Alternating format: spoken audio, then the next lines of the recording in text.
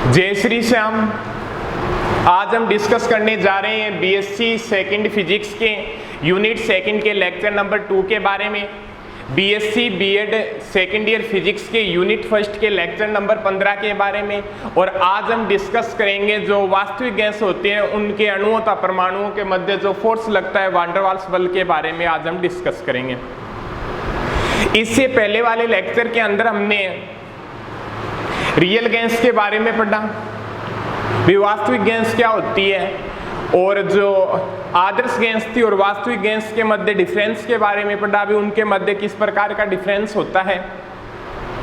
तथा साथ ही हमने चर्चा की भी वास्तविक गैस की अवस्था समीकरण क्या होती है, या उसे वान डेर वाल्स समीकरण भी बोल देते हैं, और वो आदर्श समीकरण से किस डिफरेंस के कारण उत्पन्न होती है। भी वहाँ पे अपने क्या है भी आयतन के अंदर संशोधन किया था, दाब के अंदर संशोधन किया था, उसके बारे में हमने पूर्ण रूप से डिस्कस किया था। तो आज हम डिस्कस करते हैं भी nature of van der Waals बल, भी वान डेर वाल्स बलों की प्रकृति क्या होती है। अब क्या होती है भी गैसों के वास्तविक गैसों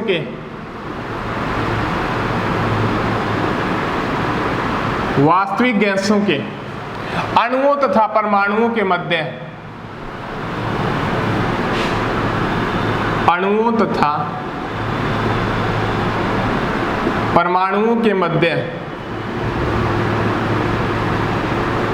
वान डेर वाल बल के कारण दुर्बल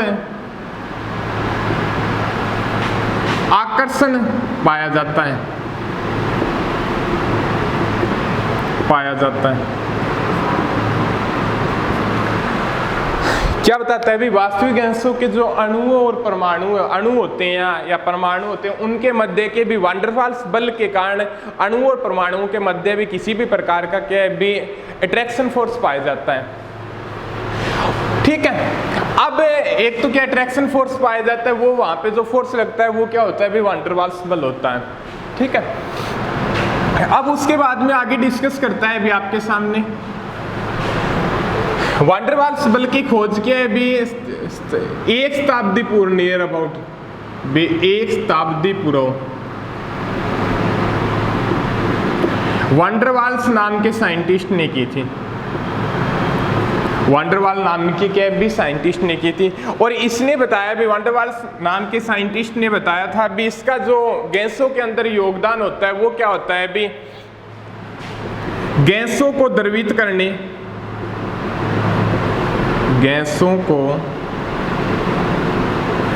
करने में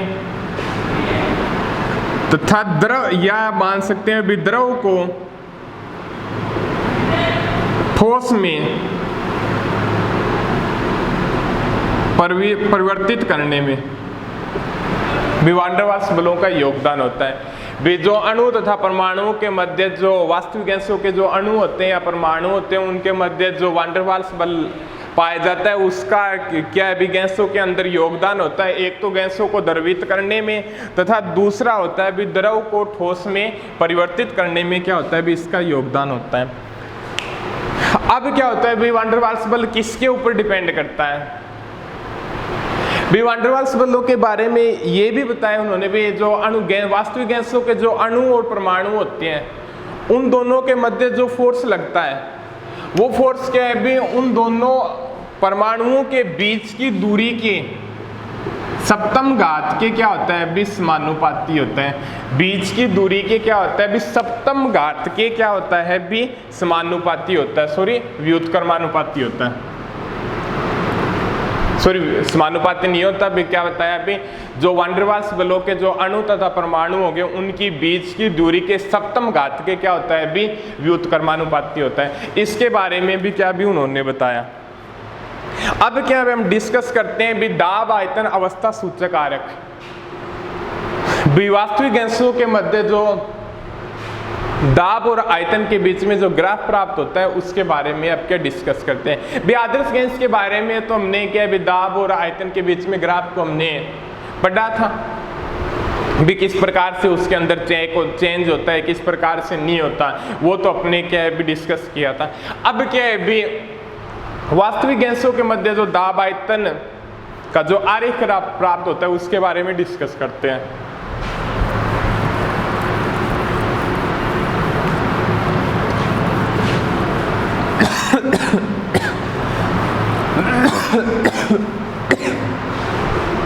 वो क्या है भी अपना दाब आयतन अवस्था सूचक आरेख, दाब आयतन अवस्था सूचक आरेख, इसके बारे में डिस्कस करते हैं। भी दाब जो प्रेशर और वॉल्यूम के बीच में जो क्या है भी अवस्था सूचक आरेख होता है वास्तविक गैसों के लिए हम क्या है भी प्लॉट करते हैं। अब क्या बताता है भी जो वास्तविक गैसों के अंदर होता है भी जो ग्राफ प्लॉट करते हैं, जो गैस होती है वो क्या है भी इन तीनों पे डिपेंड करती है। एक तो किस पे, दाब आयतन और ताप के ऊपर। भी कोई भी वास्तविक गैस मान लो इस तीन मुख्य टॉपिकों पे क्या है भी डिपेंड करेगी। अब क्या है भी हम जो ग्राफ प्लॉट करते हैं भी उसके बारे में देखते हैं। भी अपने क्या भी ग्राफ प्लॉट करते हैं किसके मध्य और किसके मध्य, भी दाब और आयतन के मध्य। यहां से देख लीजिएगा,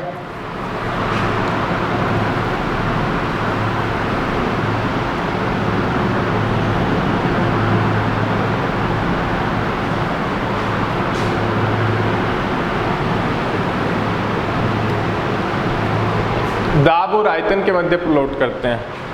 ये तो हो गया अभी यहाँ पे प्रेशर और ये हो गया अभी आपका वॉल्यूम, ठीक है। अब एक बात यहाँ पे देखिए, ग्राफ प्लॉट करने से पहले कि इस बात के ऊपर डिस्कस करता है उसके बारे में क्या अभी आप स्पष्ट रूप से देखते हैं। अभी इसके मध्य क्या है, नियत ताप पर भी कांस्टेंट टेम्परेचर के ऊपर दाब तथा आयतन के बीच में क्या है वक्र खींचते हैं। दाब तथा आयतन के बीच में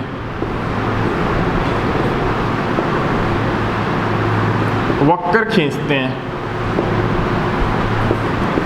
और जो वक्र प्राप्त होता है और उस वक्र की जो रेखाओं को क्या बोलते हैं भी समतापी रेखाएं बोलते हैं। समतापी रेखाएं बोलते हैं। भी कहने का मतलब क्या है भी कांस्टेंट टेम्परेचर के ऊपर दाब तथा आयतन के बीच में भी वक्र प्लॉट करते हैं, ठीक है। दाब और आयतन के बीच में क्या करते हैं भी कोई वक्र प्लॉट करते हैं और जो वक्र की जो रेखाएं होंगी, जिस प्रकार का वक्र प्राप्त होता है उस रेखा को बोलते हैं भी अपने समतापी रेखाएं। अब क्या बताता है, इन समतापी रेखाओं की सहायता से क्या भी हम किसी गैस की दो कंडीशनों के बारे में डिस्कस कर सकते हैं या दो संतुलन अवस्थाओं के बारे में डिस्कस करते हैं। फर्स्ट संतुलन अवस्था के बारे में भी आपके सामने ये डिस्कस करता है। एक तो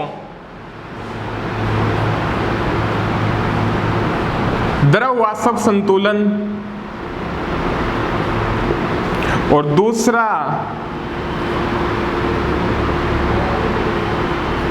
ठोस द्रव संतुलन। इसके मध्य दो अवस्थाओं के बारे में डिस्कस करते हैं। एक तो द्रव वाष्प संतुलन के बारे में, दूसरा क्या है भी ठोस द्रव संतुलन के बारे में। और यहाँ हम डिस्कस करते हैं भी द्रव वाष्प संतुलन के बारे में, ठीक है। तो यहाँ पे द्रव वाष्प संतुलन के बारे में क्या है भी डिस्कस करेंगे। कांस्टेंट टेम्परेचर के ऊपर दाब तथा आयतन के बीच में वक्र, और यहाँ पे वक्र प्लॉट करते हैं भी अपने CO2 गैस के लिए। CO2 गैस के लिए वक्र के भी प्लॉट करते हैं, उसके बारे में अब देखते हैं।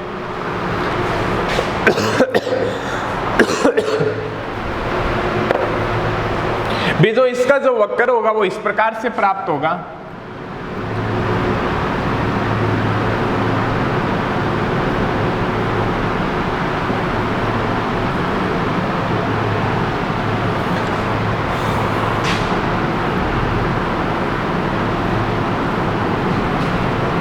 ये मान लो आपका ए, ये मान लो क्या आपका बी, ये मान लो क्या आपका सी, और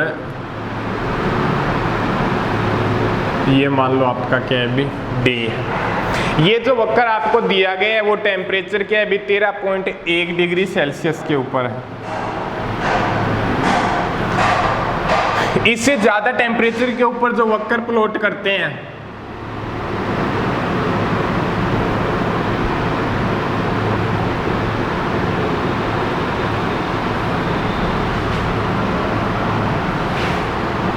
ए dash, B dash, C dash और क्या है भी डी डैश।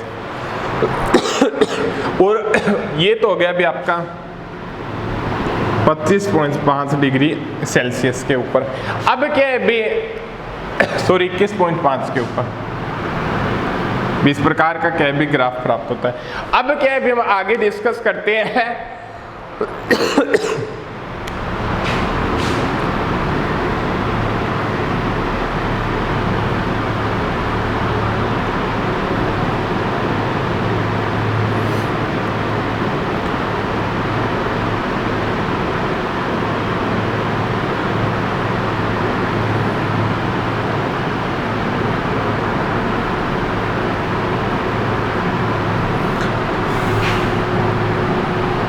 ये मानो भी आप थोड़ा सा डिस्कस कर देंगे भी 31.1 डिग्री सेल्सियस के ऊपर, और ये मान लो आप 48.1 डिग्री सेल्सियस के ऊपर CO2 भी कांस्टेंट टेम्परेचर के ऊपर, ठीक है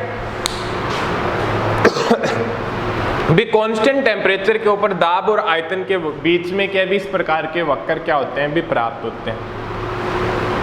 अब क्या है भी इन वक्रों के बारे में स्पष्ट रूप से क्या है भी हम जानेंगे भी किन कंडीशनों के कारण क्या अभी चेंज होता है, और ये जो अपना रहेगा भी द्रव वाष्प संतुलन अवस्था के बारे में रहेगा।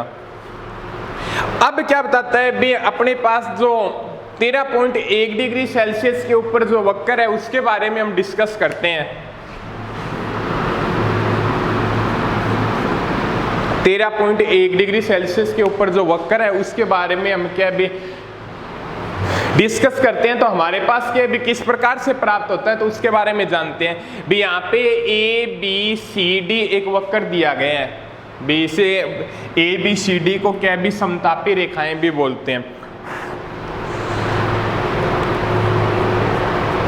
भी। ए बी सी डी को क्या बोलते हैं भी हम समतापी रेखाएं भी बोलते हैं। यहाँ पे जो ए बी स्टेट है, ए बी भी अपना क्या है भी द्रव वाष्प संतुलन के बारे में पढ़ रहे हैं। यहाँ पे जो ए बी स्टेट है जिसके मध्य पी और वी के बीच में जो नियत ताप पर क्या है भी ग्राफ प्राप्त होता है वो क्या है भी बॉयल के नियम का पालन करता है। इसी प्रकार से ग्राफ प्राप्त होता है भी बॉयल के नियम का पी और वी के नियत ताप के ऊपर। तो वहां पे क्या है भी ये बॉयल लॉ का पालन करता है। बॉयल लॉ का पालन करता है किसकी? गैसीय अवस्था के लिए, ठीक है हो गया कंप्लीट। उसके बाद में बी और सी दिया गया है। बीसी अवस्था के बारे में डिस्कस करते हैं भी। उसके बाद में जो अवस्था दी गई है भी आपकी बी से लेके सी, जो बीसी अवस्था दी गई है वहां पे क्या होती है भी गैस से द्रव में परिवर्तन को प्रदर्शित करती है। गैस से द्रव में परिवर्तन को प्रदर्शित करती है।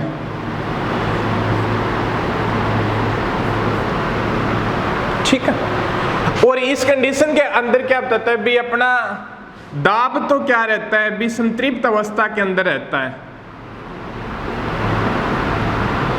कांस्टेंट बना रहता है दाब, बट आयतन क्या होता जाता है भी अपना कम होता हुआ जाता है। भी अपना क्या है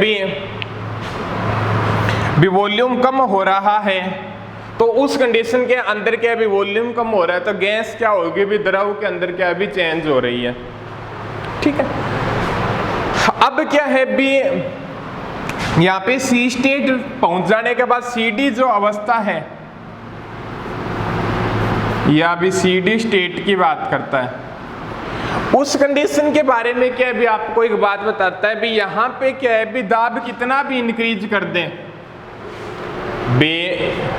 दाब क्या है भी जो गैस है उसके ऊपर दाब क्या है भी कितना भी इंक्रीज करते हुए जाते हैं भी, कितना भी इंक्रीज कर दो, वहां पे क्या होता है भी गैस के आयतन में कोई कमी नहीं होती है इस कंडीशन के ऊपर पहुंचने के बाद। ठीक है, यहाँ पे तो क्या भी चेंज हो रहा है, दाब को इंक्रीज कर रहे हैं, बट यहाँ के ऊपर क्या है भी इस अवस्था पे पहुंचने के बाद कितना भी हम दाब इंक्रीज कर देते हैं, बट क्या होता है भी दाब इंक्रीज भी यहां से लेके जो दाब इंक्रीज की वैल्यू है वहां पे तो क्या होता है भी आयतन कम होता हुआ जाता है, हमारे सामने स्पष्ट दिखाई दे रहा है भी यहां से दाब इंक्रीज करते हैं तो आयतन क्या होता है भी अपना कम होता हुआ जाता है। बट क्या होता है भी इस अवस्था में पहुंचने के बाद दाब इंक्रीज करते हैं तो वहां पे क्या होता है भी आयतन में कोई कमी नहीं होती, भी आयतन के अंदर क्या है भी कोई कमी नहीं होती है, आयतन में नोट चेंज, आयतन में क्या भी किसी भी प्रकार की क्या होती है भी कोई कमी नहीं होती है, जिसके कारण हम बोल सकते हैं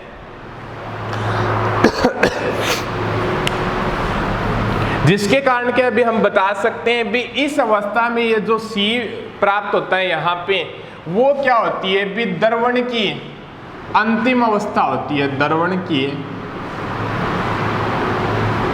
अंतिम अवस्था होती है। इस अवस्था के बाद क्या होता है भी कितना ही दाब इंक्रीज करते हैं उसके आयतन में किसी भी प्रकार का क्या भी इफेक्ट नहीं पड़ता है। कुछ समझ में आया? अब क्या है भी थोड़ा सा आगे डिस्कस करते हैं।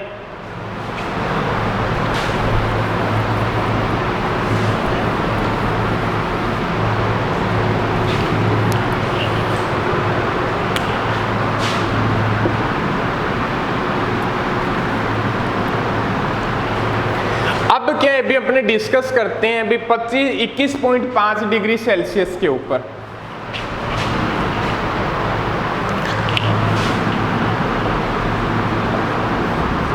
इक्कीस 5 डिग्री सेल्सियस के ऊपर हमारे पास किस प्रकार की कंडीशन प्राप्त होती है भी यहाँ पे जो A dash, B dash, C dash और D डैश अवस्था है भी कौन सी है भी आपकी A dash, B dash, C dash और D डैश अवस्था के बारे में क्या भी डिस्कस हो रही है यहाँ पे। यहाँ से लेके जो A डैश से लेके B डैश है भी A डैश, B डैश वो गैस अवस्था को शो करती है, और वैसे भी क्या है भी यहाँ पे बॉयल के नियम का पालन होता है आदर्श गैस के लिए, तो गैस अवस्था को क्या भी डिफाइंड करेगी ये भी हमें पता है। और C डैश, D डैश ये द्रव अवस्था को डिनोट करता है भी यहाँ पे क्या है भी द्रव अवस्था के अंदर चेंज होने के बाद क्या है भी द्रवीकरण की अंतिम अवस्था के बाद क्या है भी दाब कितना ही इंक्रीज करें आयतन में क्या है भी किसी भी प्रकार का चेंज नहीं होता, बट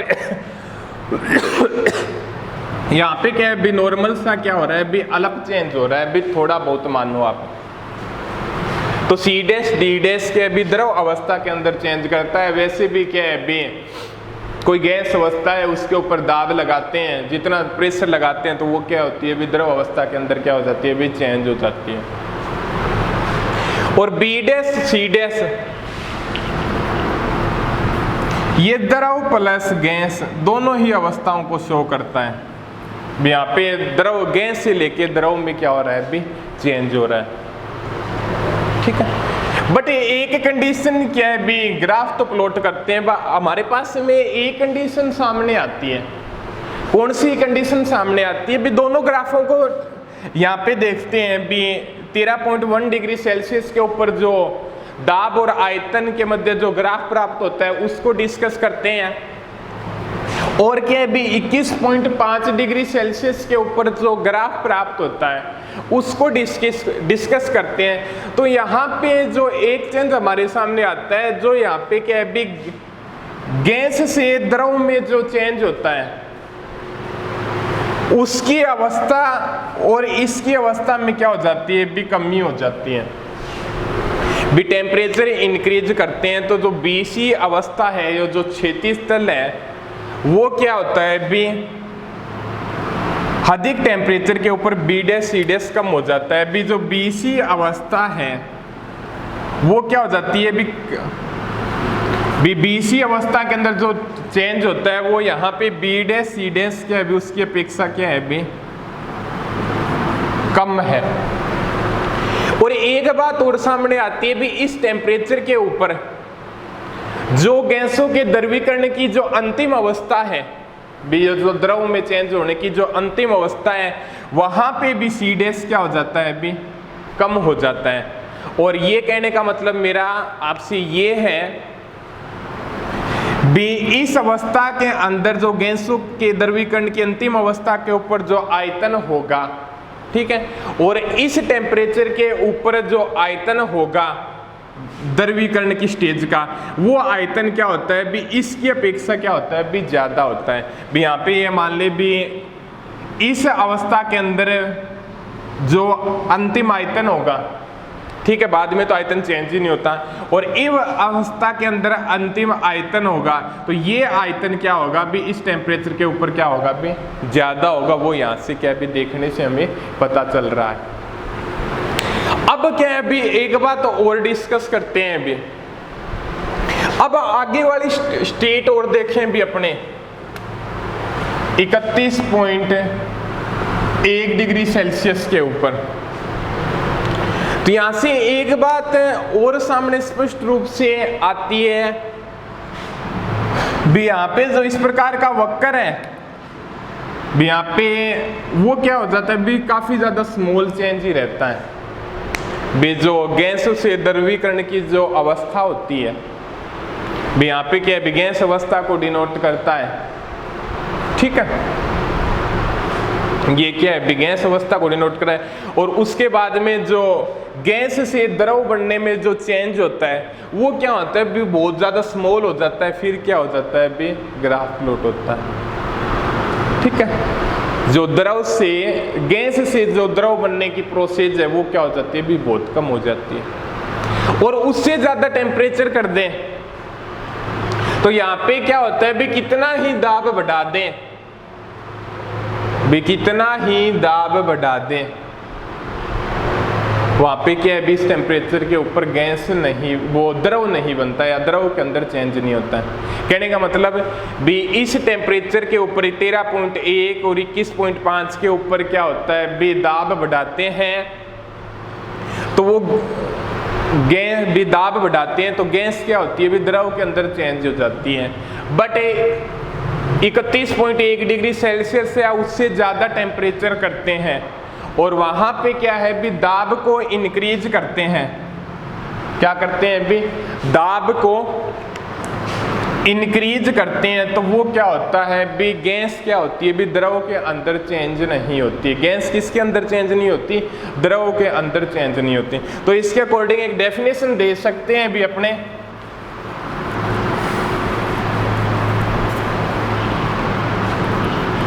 वो देखिएगा डेफिनेशन क्या होगी।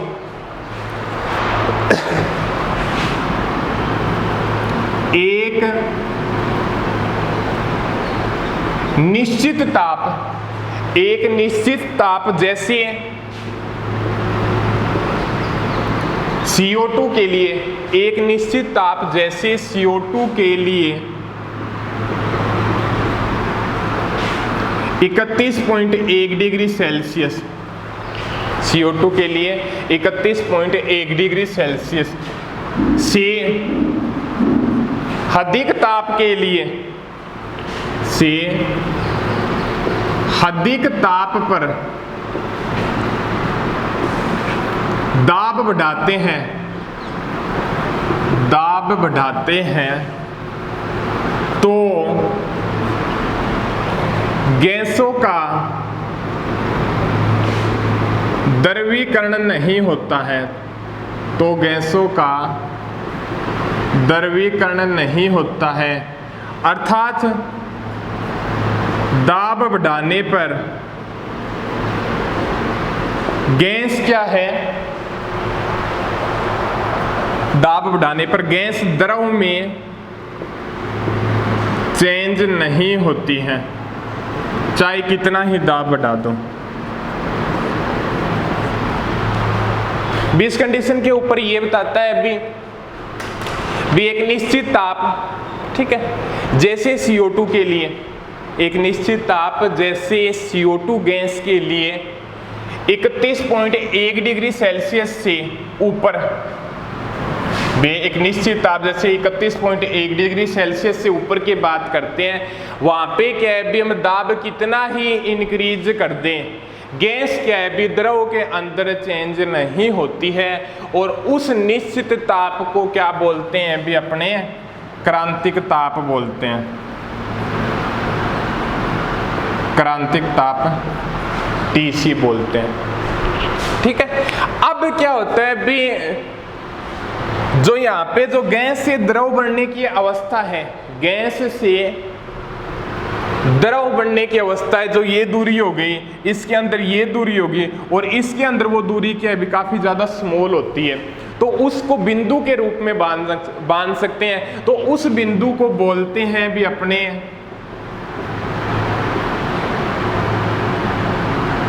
क्रांतिक बिंदु बोलते हैं। उस बिंदु को क्या बोलते हैं भी अपने क्रांतिक बिंदु बोलते हैं। और यहां पे जो दाब होगा, P से डिनोट किया है क्रांतिक बिंदु को, स्मॉल p से, और यहां पे इस बिंदु के ऊपर जो दाब होगा वो क्या कहलाएगा भी आपका क्रांतिक दाब, और यहां पे जो आयतन होगा वो क्या कहलाएगा भी आपका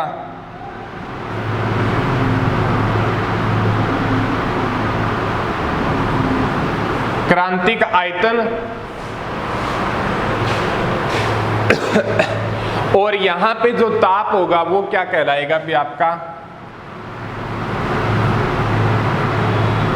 क्रांतिक ताप।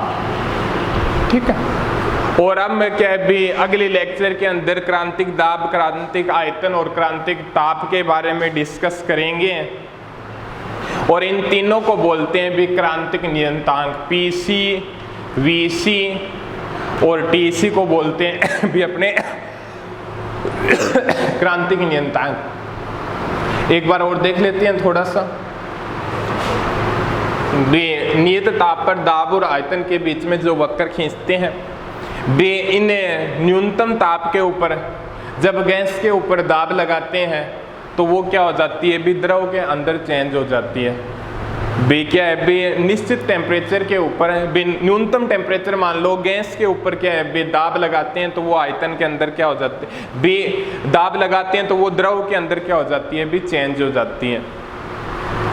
बट क्या है बी एक ऐसा टेम्परेचर आता है जहां पर क्या है बी गैस के ऊपर कितना भी दाब इंक्रीज कर दें वो क्या होती है बी द्रव में चेंज नहीं होती।